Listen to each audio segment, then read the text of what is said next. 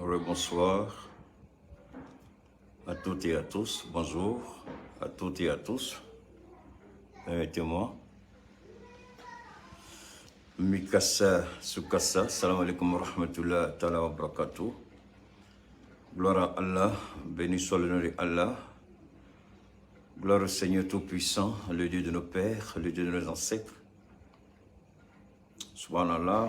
Gloire à Allah. Alhamdulillah. Gloire à Allah. Allahu Akbar, gloire à Allah, gloire à Allah, gloire à Allah. Béni soit le Créateur des cieux, celui qui nous accorde par sa grâce divine le souffle de vie. Qu'il soit remercié, glorifié, magnifié. Alors, comme je l'ai dit, aujourd'hui, curieusement, nous allons faire le direct sur la page Cheikh Oumar Keïta. Bon, ben, on ne sait jamais. Peut-être que ceci est la volonté de Dieu. Alors, nous allons essayer, avec la puissance de Dieu, le nom de Dieu, la gloire de Dieu, l'amour de Dieu, la bonté de Dieu. Nous allons essayer modestement apporter notre petite contribution dans la compréhension de ce qui se joue. Alors, j'ai cru entendre, d'abord j'ai été interpellé directement à travers des messages et des appels téléphoniques des fils de ce pays, des Maliens, qui m'ont appelé surtout de la diaspora, hein, les Maliens vivant en France. Certains m'ont interpellé pour me poser la question si la libération des mercenaires ivoiriens était vraie. Est-ce que réellement les soldats qui ont été arrêtés, considérés comme mercenaires, est-ce qu'ils ont été libérés? J'ai dit, je suis resté pratiquement tout le temps connecté à mes différentes sources d'information, aussi bien officielles que de certaines radios, certaines presses étrangères. J'ai dit, pour l'instant, je n'ai pas encore entendu un communiqué du gouvernement. Peut-être, mais je n'ai pas reçu. En général, je reçois toujours, les gens m'envoient toujours, comment on appelle, lorsqu'il y a un événement, les gens m'envoient toujours, à travers mon WhatsApp, on m'envoie toujours, si c'est un document, on m'envoie le document.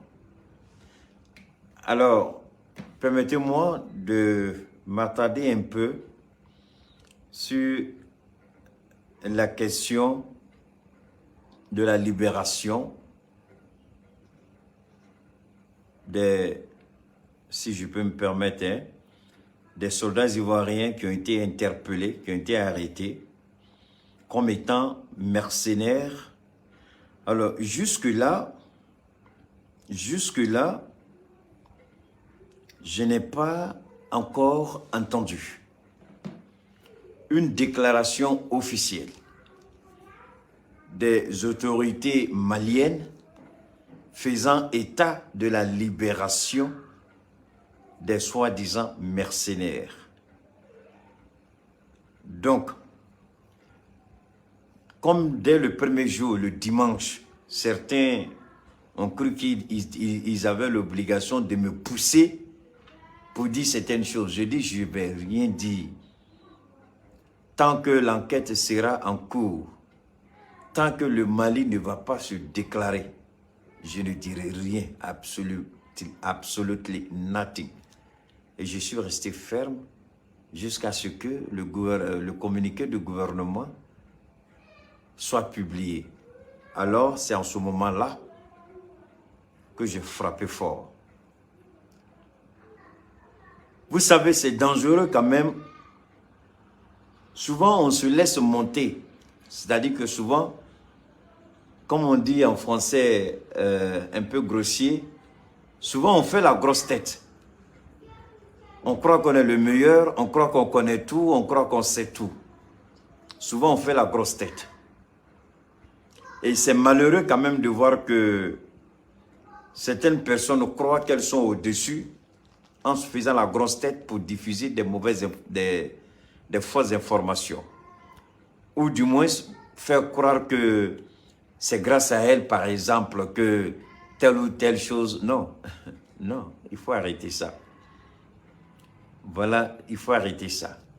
Pour le moment, le gouvernement malien n'a produit aucun communiqué. Et je suis étonné de voir que des gens se livrent. Je ne parle pas de... Je parle des gens que vous connaissez. Je parle des gens qui prétendent aider Assimi Goïta. Je parle des gens qui sortent matin, midi, soir pour prétendre défendre la transition. Je parle des gens qui disent qu'ils risquent leur vie pour le Mali. Comment on peut... Je ne sais pas. Comment un homme même, c'est-à-dire Horondé, c'est-à-dire Malua à la Torah d'Englitila ka boka kuma do foko. Horondé nga kuma do haramuya da konoko. Horondé nga siranko do nye. Horondé nga kodoy ka fo min mafa ijo folo nga jatemineke. Mais ebe grin ka bo ka yira djembela ne folo de do ne ba kalama. Même si l'intention de l'État malien c'est de libérer ces 49 prisonniers militaires, pardon, vous allez trouver que peut-être il y a eu des négociations assez poussées. En politique, et maintenant comment qu'il faut être politique là.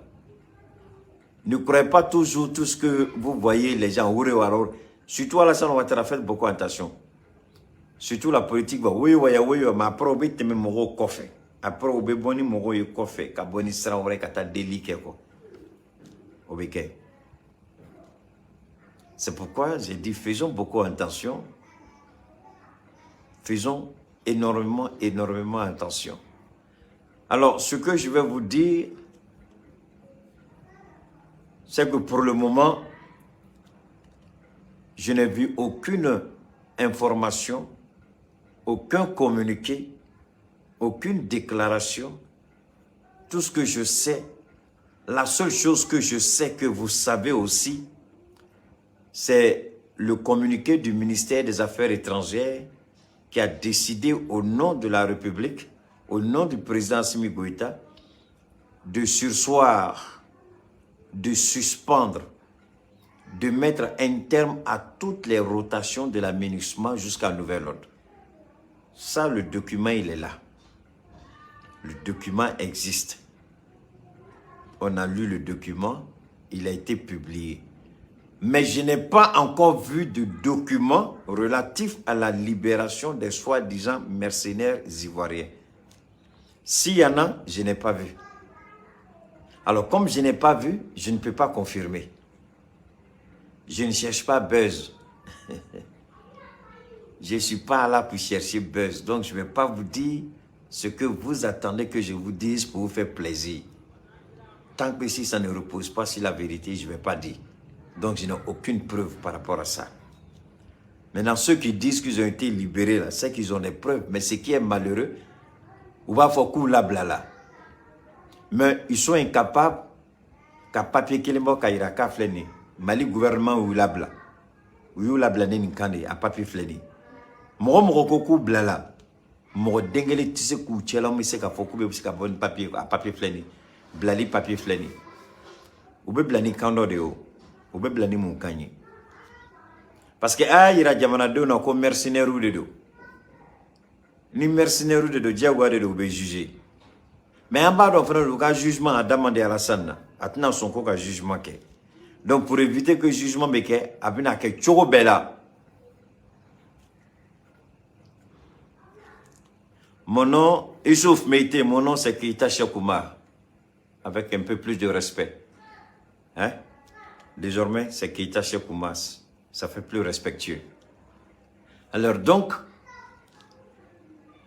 pour dire, pour être honnête, et pour être franc,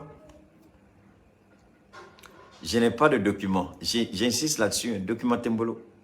Avec mon bolo, bon, faut nous à Canada, faut nous à partager. Sinon, pour le moment, je n'ai aucun document. Alors, comme je n'ai aucun document, je ne parlerai pas sur la libération de ce que je ne sais pas. Donc, je suppose qu'ils sont toujours en détention. Alors, comme ils sont en détention, je vais continuer mon direct. Ce n'est pas mon souhait de les voir être maintenus en détention, mais c'est tout simplement ce que exige le droit. Alors, revenons maintenant sur ce qui est intéressant, sur ce que vous devez savoir. Vous savez, lors du Conseil national de sécurité en Côte d'Ivoire, le Mali aussi est en Conseil national de sécurité aujourd'hui.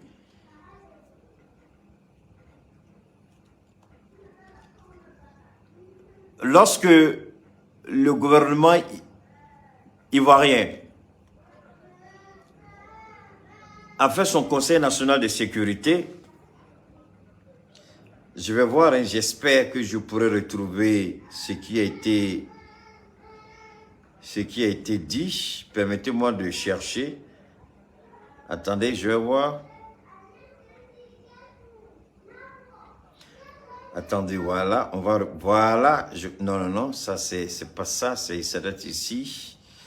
Ça doit être là, voilà, c'est ça qui est là, ok. Je vais lire, Mina Yoroni Kalam.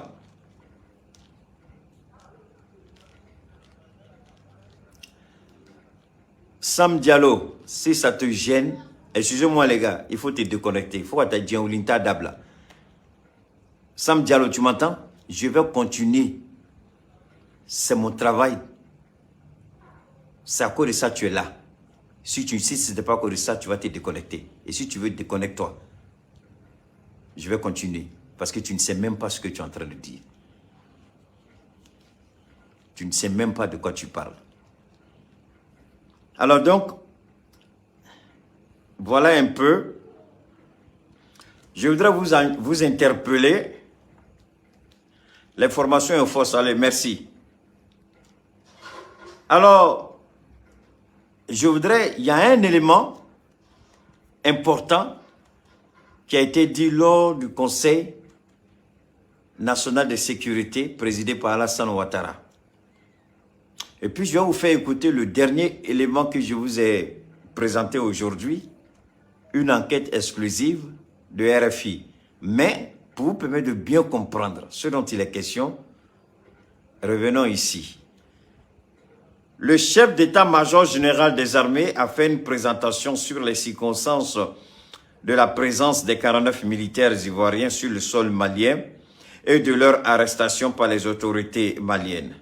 Contrairement aux allégations, on dit allégations, hein, contenues dans le communiqué numéro 34 du gouvernement de transition du Mali, du lundi 11 juillet 2022.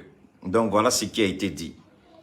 Ces militaires sont régulièrement inscrits dans l'effectif de l'armée ivoirienne et se trouvaient au Mali dans le cadre des opérations des éléments nationaux de soutien, éléments nationaux de soutien NSE. Et puis ensuite, ils disent la présence de ce détachement des éléments nationaux de soutien est conforme au mécanisme, écoutez bien, est conforme au mécanisme de soutien au contingent des pays contributeurs de troupes dans le cadre des missions de maintien de la paix et est bien connu des autorités maliennes. C'est pas ça? Ok. J'espère que vous avez bien compris. Hein? Il dit la présence de ce détachement des éléments nationaux de soutien est conforme au mécanisme de soutien au contingent des pays contributeurs de troupes au maintien de la paix au Mali. Et ceci est bien connu des autorités maliennes. Alors, maintenant, on va revenir ici, si vous voulez bien. Avant de revenir là, voilà un élément important que je vais vous faire écouter. Parce que ça, voilà, ça, cet élément-là, je vais vous le faire écouter, c'est important. Pour être précis, ce que dit l'ONU déjà, c'est que la Côte d'Ivoire et les Nations Unies ont bien passé un accord portant sur ce statut NSE, des éléments nationaux de soutien, en vertu duquel, je le rappelle, ça veut dire qu'un pays contributeur de troupes peut apporter un soutien complémentaire à un contingent déployé au sein d'une mission de maintien de la paix, en l'occurrence à la MINUSMA, la mission onusienne au Mali. Cet accord, il a été passé en 2019. Mais depuis, selon les Nations Unies, aucun soldat ivoirien n'a été formellement déployé sous ce statut. Et ça, c'est tout nouveau. C'est RFI qui l'a révélé. Ok, donc vous comprenez. Contrairement à ce qui a été dit au Conseil national de sécurité en Côte d'Ivoire, contrairement à ce que le chef d'état-major des forces armées de Côte d'Ivoire a dit, contrairement à la position de la République de Côte d'Ivoire, il y a un problème. C'est pourquoi je vous ai dit que quand vous écoutez tout ce tohu-bohu, quand vous écoutez toutes ces choses-là, quand vous écoutez, c'est dans la forme que les gens parlent. C'est sur la forme que les gens parlent. Mais rarement, l'État ivoirien ne s'est avisé à aller dans le fond. Le fond, ça veut dire quoi? D'abord, la forme, ça veut dire quoi? La forme, ça veut dire nous sommes présents dans le cadre de tel ou tel accord. Accord qui a été signé entre la République de Côte d'Ivoire et les Nations Unies. Entre la République de Côte d'Ivoire et telle société. Ça, c'est la forme. La forme qui présente la chose. C'est comme vous venez, vous regardez, vous voulez acheter une voiture, on dit, bon, ben, quel genre de voiture vous voulez. Donc, départ votre description, on vous montre la forme, à peu près, la nature, le véhicule que vous voulez. Mais vous regardez le véhicule, ah oui, ça, c'est ce genre de voiture que je veux. Ça, c'est la forme. Mais vous n'êtes pas encore entré à l'intérieur du véhicule pour voir le confort qu'il y a. C'est-à-dire comment le tableau de bord est présenté, comment le fauteuil est. Est-ce que le fauteuil il est en cuir? Est-ce qu'il est en caoutchouc? Est-ce que c'est synthétisé? Alors que vous regardez tous ces éléments, est-ce que le système GPS, ça c'est dans le fond. Vous regardez les détails qui sont à l'intérieur. Alors, la Côte d'Ivoire, on s'amuse seulement à parler de la forme, Mais jamais l'État ivoirien ne s'est permis, ne s'est autorisé à rentrer dans le fond. Ça veut dire quoi? Ça veut dire que, prendre un exemple, ce qu'on appelle les jurisprudences, prendre un cas précis, puisque c'est en 2019 que l'accord a été signé. L'État de Côte d'Ivoire pouvait par exemple sortir un document de 2019, ou bien un email de 2019, entre l'État de Côte d'Ivoire et les Nations Unies, entre l'État de Côte d'Ivoire et la MINUSMA, entre l'État de Côte d'Ivoire et SAS, entre l'État de Côte d'Ivoire et les autorités maliennes. Donc, à partir de 2019, un document pour prouver qu'effectivement, depuis 2019, le Mali sait. Mais le problème, c'est quoi? Le Mali sait sans le savoir. Le Mali sait dans la forme, mais le Mali ne sait pas dans le fond. Et dans le fond, ça veut dire quoi? Juridiquement, il n'y a aucune trace. Juridiquement, mais ce qui est curieux, c'est que les gens sont payés. Et moi, la question qui trottine dans ma tête, mais comment juridiquement, la présence de contingents ivoiriens, juridiquement, ne peut être prouvée au Mali? Mais cependant, leurs prestations sont payées. Ils sont payés. Ce n'était pas gratuit. Ne croyez pas que c'est gratuit. Ils sont payés. Alors que juridiquement, il n'y a aucune trace. Légalement, il n'y a aucune trace. Mais pourtant, ils étaient payés. Voilà une situation bien fâcheuse et bien dangereuse. Voilà une situation bien dangereuse. Voilà une situation bien compliquée. Des gens qui juridiquement n'existaient pas étaient payés. Sur quelle base les gens étaient payés? Moi, je n'aime pas ça du tout, hein.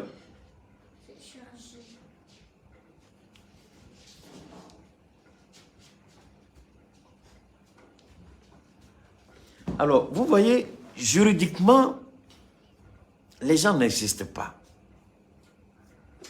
Alors, comment juridiquement, vous êtes payé, c'est-à-dire que juridiquement, vous n'existez pas, mais pour autant, vous êtes payé pour avoir accompli une mission pour laquelle, juridiquement, vous n'avez pas existé. Alors là, c'est compliqué. Donc, il faut remonter. Parce que pour qu'on vous paye, moi, je prends un exemple.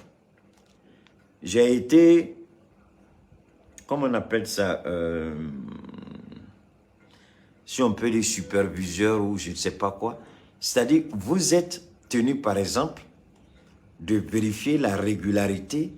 C'est un exemple, hein, ça fait partie du boulot. Vous êtes tenu de veiller sur la régularité de la présence, par exemple, des employés. Un autre exemple simple. Là où on travaille, par exemple, quand vous arrivez, vous allez, c'est les choses, c'est les empreintes digitales, vous allez vous poser votre main, c'est votre ID, donc vos informations sautent. Donc vous mettez seulement votre main, et puis la machine enregistre à quelle heure vous êtes arrivé. Et à la descente, vous mettez encore votre main, la machine dit, c'est à telle heure vous avez. Donc, votre pointage d'arrivée et votre pointage de départ. Donc, vous êtes pointé. Ça, c'est pratiquement toutes les sociétés américaines. Votre heure d'arrivée et votre heure de départ. Parce que le contrat qui est établi, même si c'est un contrat de 24 heures sur 24, il y a le système de rotation. Donc, le système de rotation est fait en interne au niveau de la société. Mais il n'y avait aucun moyen, je dis bien aucun moyen de contrôler la présence des militaires sur le site. C'est-à-dire, combien de militaires? Qu'est-ce qu'ils font? Quels gendarmes? Le pays était pratiquement perdu. Donc, à l'intérieur du petit cercle restreint, tout se passait à l'insu de l'État qui les recevait, en l'occurrence le Mali. Le Mali ne va pas s'impliquer dans la gestion, non, non, pas du tout. Le Mali ne savait même pas que des soldats étrangers venaient sur son sol. Le Mali ne savait même pas quel genre d'armes entrait sur son territoire puisque le Mali n'avait aucune idée de ce qui se passait. Voilà ce à quoi le Mali était exposé sous le régime d'Ibrahim Boubacar Keïta. Voilà un peu. Et c'est pourquoi RFI a poussé les enquêtes. Les enquêtes de RFI nous permettent de savoir réellement. Et ça, c'est le... Si vous voulez, c'est ce qui est un peu dangereux dans nos États. Sans contrôle, on ne fait jamais de contrôle. Ça démontre le niveau de la corruption de nos États. Le niveau de la corruption. Alors, quand vous regardez ça, quand vous entendez ça, vous vous posez la question, où est-ce que nous allons? On va écouter la suite de ce... Entre hier et ce matin, puisqu'avant cela, et pendant plusieurs jours, les porte-paroles des Nations Unies, à New York comme à Bamako, assuraient que les 49 soldats arrêtés au Mali avaient bien ce statut. C'était la ligne officielle de l'ONU. Mais devant la confusion générale qui s'éternisait, eh bien des recherches plus poussées ont été effectuées et il en est ressorti donc cette anomalie administrative. Légalement, formellement, ce statut ne peut leur être attribué, en tout cas il ne leur est pas attribué par les Nations Unies. Ni à eux, ces 49 soldats détenus depuis dimanche par les autorités maliennes, ni aux 7 détachements qui les ont, selon Abidjan, précédés dans le cadre de ce dispositif NSE depuis 2019. Donc, d'accord, maintenant, ici, moi je vais m'arrêter là. On va continuer d'écouter. Ici, en fonction des enquêtes de...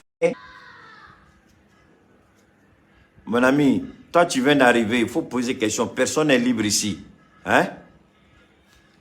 Personne n'est libre ici. On ne t'a pas dit qu'on a libéré quelqu'un. Tu viens dire qu'ils sont libres. Tu as un document pour prouver qu'ils sont libres. Il faut respecter ceux qui sont sur mon direct, s'il te plaît. Quand ne le fais même pas à cause de moi, moi je m'en fous. Mais les gens qui sont là, ils lisent ton commentaire. Donc quand tu dis qu'ils sont libres, tu dis j'ai le document, j'ai partagé. Au moins les gens peuvent aller vérifier sur ton truc. Si tu as vraiment ça. Ne viens pas balancer des trucs ici. Ici, c'est du sérieux, mon ami. Non, non, non, je ne permets pas ça. Hein? On n'a qu'à se respecter. Hein? Ne venez pas sur mon direct et écrire du n'importe quoi. Tu n'as pas la preuve de quelque chose, tu dégages. Ou carrément, tu n'écris pas. Alors, comme je le disais, je le répète, ici, les autorités maliennes, je demande ici, moi personnellement, que à partir des enquêtes de RFI,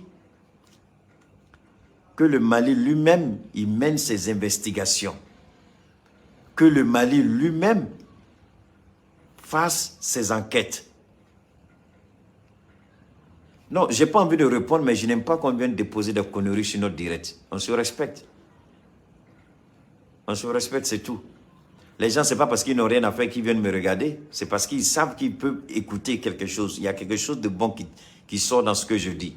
Mais quand des plaisantants viennent écrire du n'importe quoi, j'ai la possibilité. Vous savez, sur le compte là, c'est les messages seulement que je peux supprimer. Mais ici, je vous bannis.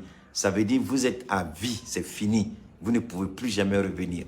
Même si quelqu'un transfère moi mes vidéos sur votre compte, jamais vous n'allez pouvoir regarder. Facebook me donne cette possibilité de vous bannir à vie. Donc vous me provoquez, je vous bannis, c'est fini.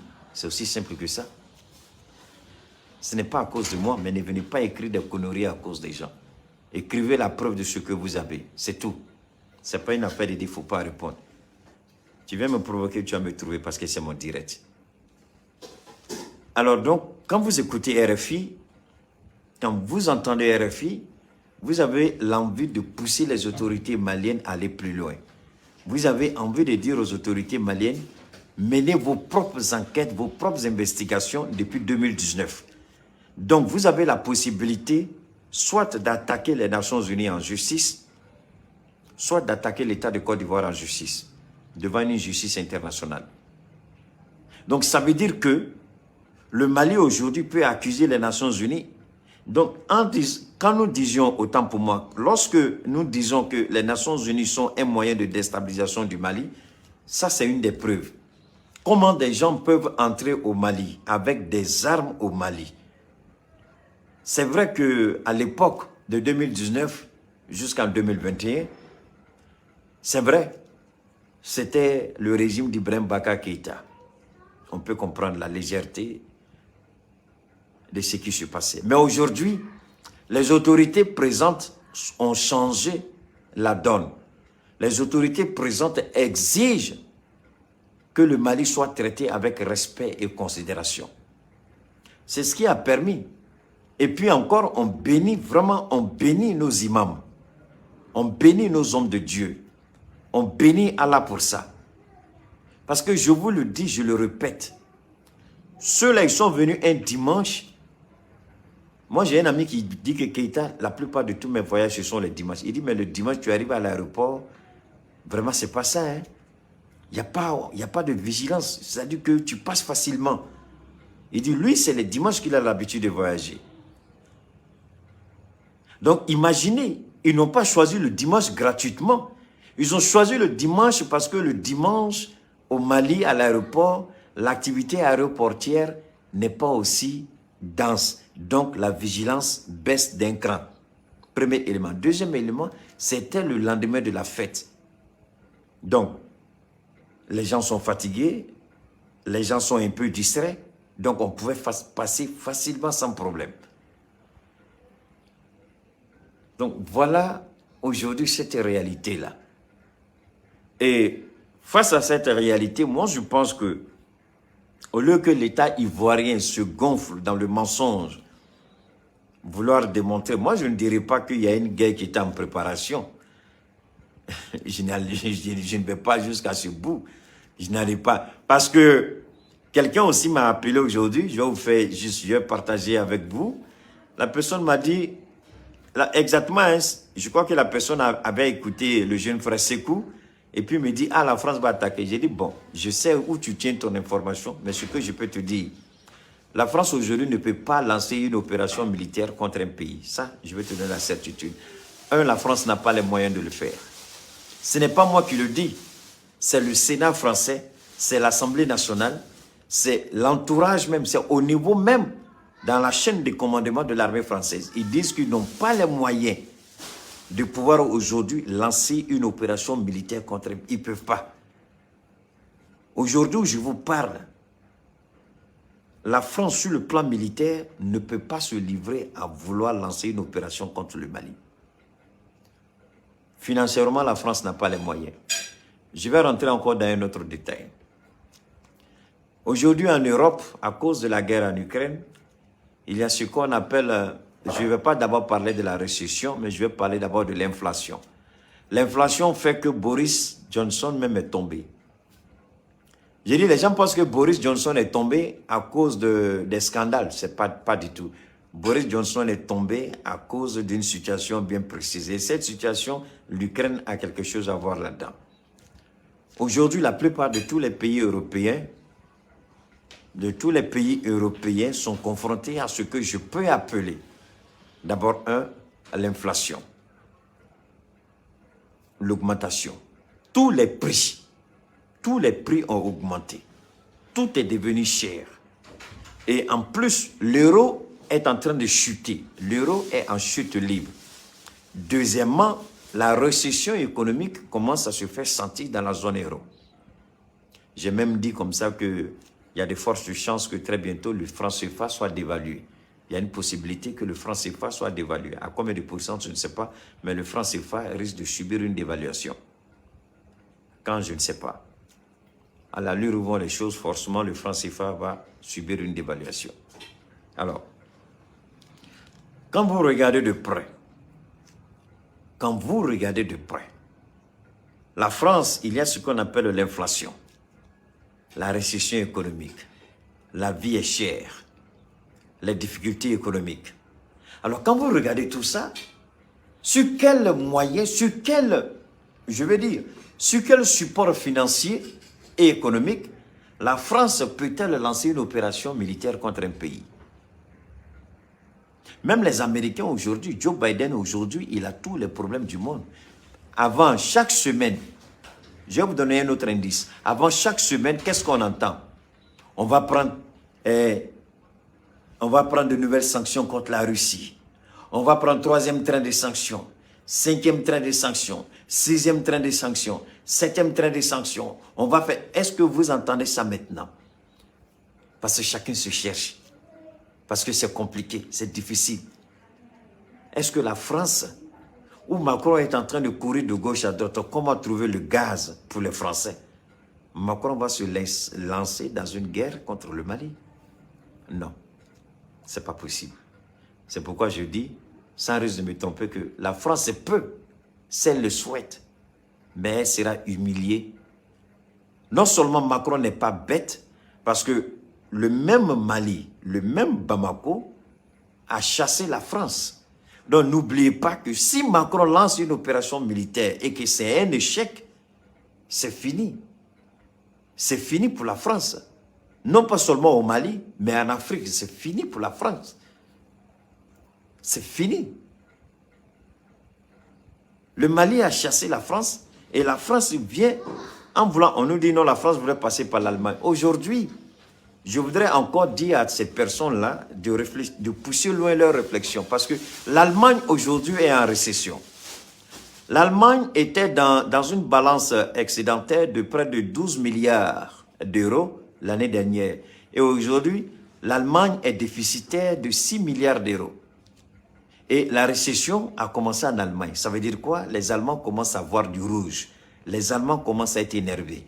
Les Allemands commencent à se fâcher. Alors, vous croyez que c'est cette Allemagne-là qui voit son économie qui est en train de s'écrouler? L'Allemagne va se lancer dans une guerre contre le Mali. Ceux qui vous ont dit ça et qu'ils réfléchissent mieux. Donc, arrêtez certaines choses qui ne tiennent pas la roue. Deuxièmement, la société qu'on veut nous faire passer comme étant une société allemande, la société SAS n'appartient pas à l'Allemagne. C'est une société qui appartient aux jeunes frères de Macky Sall. Et la société, là, elle gère ce qu'on appelle la logistique du contingent de la MINUSMA de l'Allemagne. C'est-à-dire, elle se sert du transport du contingent allemand de la MINUSMA. Donc, ce n'est pas une société allemande. SAS, je vais vous faire écouter. Parce que quand les gens parlent, ils viennent parler, on parle ici, ah, il faut laisser ce coup, mais si ce coup est nul, je lui dis qu'il est nul. Et ici, ce coup, il ment. Il ne peut pas dire ici que le Mali va entrer en guerre. C'est vrai qu'il donne des informations pertinentes par moment.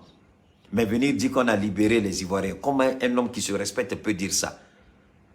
Quelqu'un qui tape sa poitrine pour dire sans preuve, tu viens, on me dit, il ne faut pas parler. Je vais parler de ce coup piant.